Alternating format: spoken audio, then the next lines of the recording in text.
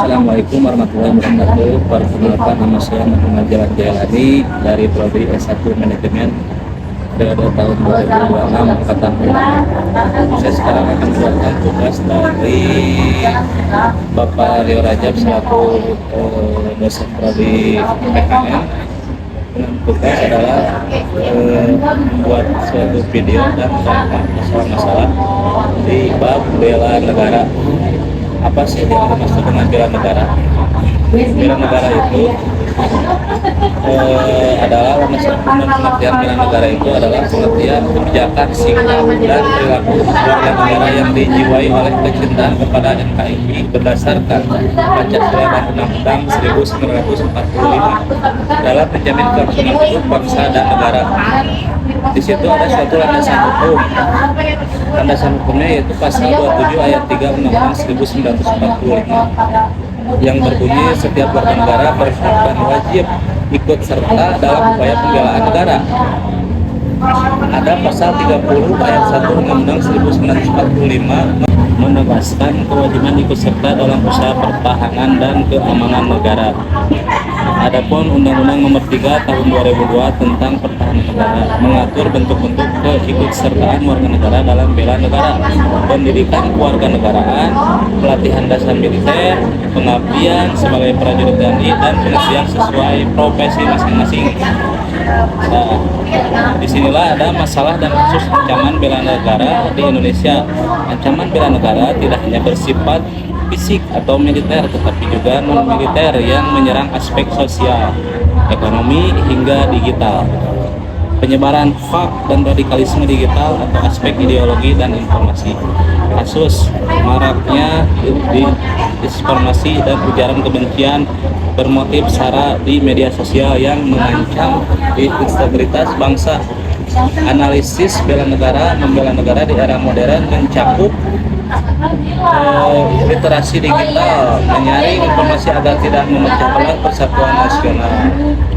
Maraknya kejahatan narkoba pada generasi muda itu termasuk aspek sosial budaya. Kasusnya di Indonesia peredaran gelap narkotika yang menyerap usia produktif dan pelajar. Banyak pelajar-pelajar kita yang sudah terintimidasi narkoba. Terus analisis bela negara, narkoba merusak sumber daya manusia, mengakibatkan benteng pertahanan mental generasi penerus lumpuh, sehingga perlawanan terhadap narkoba masuk dalam kategori bela negara non militer.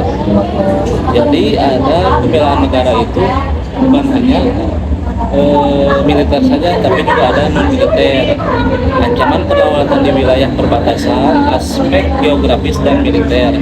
Kasusnya seperti pelanggaran batas wilayah laut oleh kapal asing, misalnya di lautan utara, serta aksi kelompok kriminal bersenjata KKB yang di Papua yang sampai sekarang ini belum beres-beres.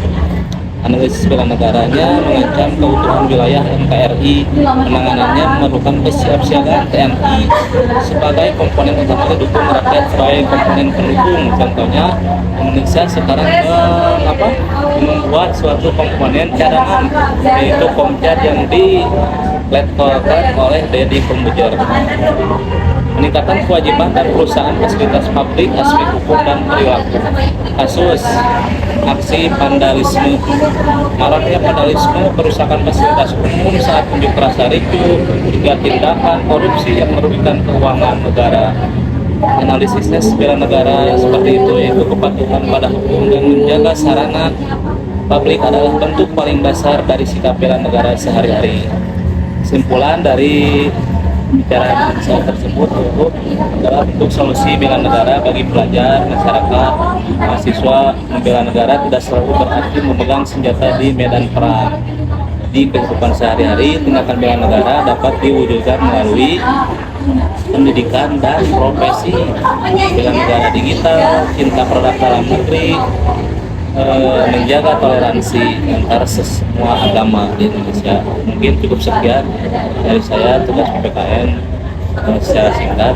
Mudah-mudahan dapat diterima tugas saya walaupun mengirimnya telat ya, kepada Bapak Rio Rajab. Semoga bermanfaat. Assalamualaikum warahmatullahi wabarakatuh.